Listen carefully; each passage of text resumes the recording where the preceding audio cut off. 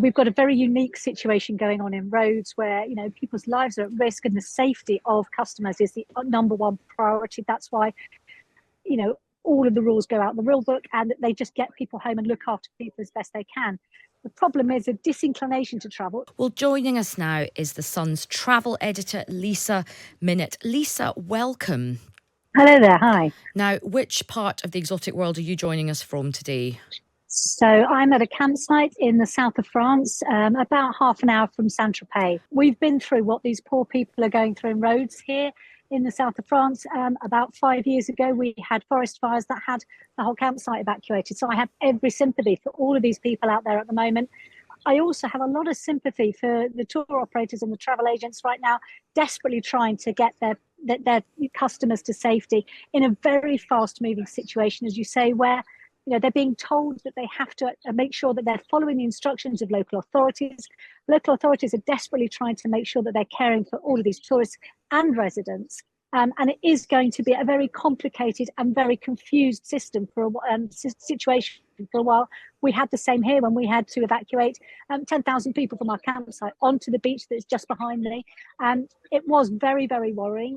We had that same terrifying image of huge clouds of smoke coming over the hills towards us.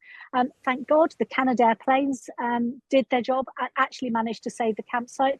What's happening in roads is absolutely devastating. So, Lisa, what should people do? If people are travelling in the next week or so, what should they do? Because, people are really tearing their hair out not knowing what to do at the moment. Exactly that. And actually, you've got tour operators that are doing exactly the same. They are still trying to react to a really fast-moving situation. Jet2 have already cancelled all holidays right up until next Sunday. So that's for the next week. They want to focus on the passengers they have out there now.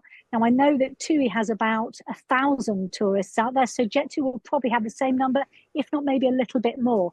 And they want to focus on making sure they're okay, getting them home. Where they had tourists that have been evacuated from hotels in the areas with the forest fires, if they've done this, by cancelling everyone else's holidays for the next week, they've got other places they can put these tourists. They can transfer them to other parts of the island and get them home. So what they're doing is they're flying flights out empty and they're getting people back as far as they can on the sort of, the flights they were meant to be back. But it's a very fast moving situation and very difficult for both the customers and for the tour operators to deal with.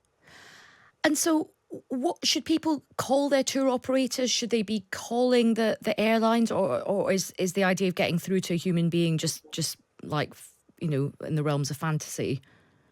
Well, I do know that literally every tour operator in the UK, the likes of EasyJet, Jet2, TUI, they're flying out teams now just to deal with this kind of a situation.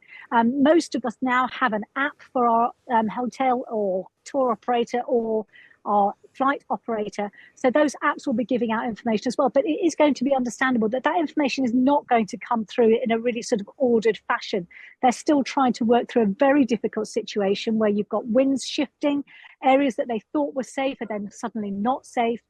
So it is going to be a real struggle for people. But it's basically the idea is to follow local guidance. That's number one. So follow the local authority guidance where you are in roads at the moment. And then number two, follow any information from your tour operator or travel agent. So EasyJet, for example, they have cancelled all of their package holidays right through till Wednesday. TUI the same. So the idea being that they're trying to give themselves a little bit of a gap so that they can bring people back. So the flights are still going in and out, but they're able to repatriate people. Everyone at the moment, as far as I can tell, who's booked a package holiday is being offered the chance of a refund or to be rebooked. And according in the likes of Jet2 saying to me today that there's plenty of availability if people want to move to a different holiday somewhere else in the Med, they have got availability. Now, obviously, if you're booking last minute, that is going to be a difference. And for some people, it might be that they've booked this holiday a year ago, and now the prices will have definitely gone up. So this is still going to be a serious problem for people. But the likes of British Airways also saying that anybody can rebook or rebook a flight, cancel a flight without any kind of charges being made. So the tour operators and airlines are trying to go as far as they can towards helping their customers in what should have been the first year free since the pandemic, Yeah. where we were free to travel and everything was going to be fine. It's just such a nightmare. As you say, it's a nightmare for everybody. You know, people have been really desperate for this getaway. But, you know, there's a cost of living crisis. Many people will have saved their hard-earned pennies for this holiday with their family, and it's difficult for the companies as well, who obviously were looking for it's a profitable time of year. And Lisa, what about? I mean, we're obviously talking about roads, but you know, there's a huge heat wave across the rest of southern Europe. I'm meant to be going to Sicily in about a week's time, but I think I may have to cancel it because the airport was on fire a couple of days ago, which is not a great thought, particularly for a menopausal woman to be flying into a place where the airport is on fire.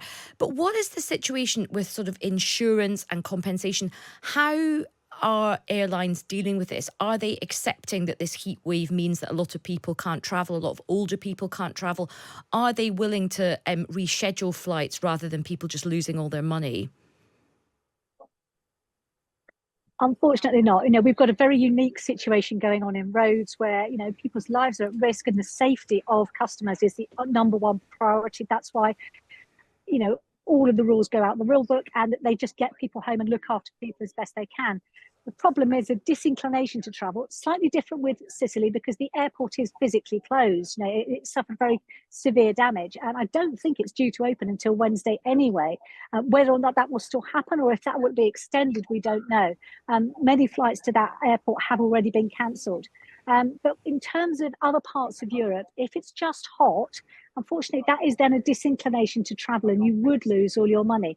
The only way that you could possibly be able to get your money back is if you had a note from a doctor saying that you are not fit to fly to a destination because you have pre-existing medical conditions that would mean that, you know, you would really suffer dramatically and your health would suffer dramatically. But you would have to have a proper not fit to fly note from a doctor, and then you could possibly claim on your travel insurance as long as you've actually declared all of your medical conditions.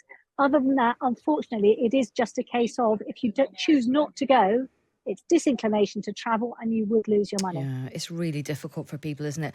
Well, look, Lisa, we will let you go. I just wanted to say earlier behind you, I started off, there was a rather shapely gentleman who was bending over, I think, to towel himself off. And it did remind me of that Billy Connolly joke, where, you know, when he says I was looking for somewhere to park my bike.